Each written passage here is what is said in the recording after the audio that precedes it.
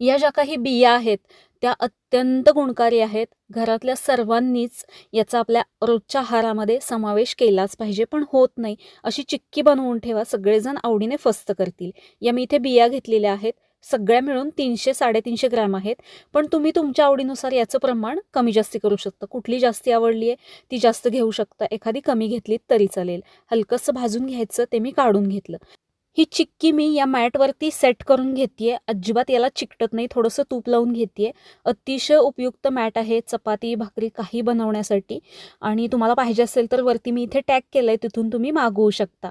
या मॅटला तूप लावून घेतलं. कढईमध्ये 2 चमचे पाणी घालायचं. त्यामध्ये 350 ग्रॅम बिया आहेत तर 350 ग्रॅम गूळ घेतलेला आहे, तो वितळून घ्यायचा. याचा पाक तयार झालाय का हे बघण्यासाठी पाण्यामध्ये थोडासा टाकायचा आणि याची एक गोळी तयार होतीये, म्हणजे पाक व्यवस्थित झालाय. आता इथे भाजून घेतलेल्या बिया आहेत त्या घालायच्या, छान मिक्स करायच्या आणि तूप लावलेल्या या मॅटवरती हे घालून घ्यायचं, सगळीकडे पसरवून घ्यायचं.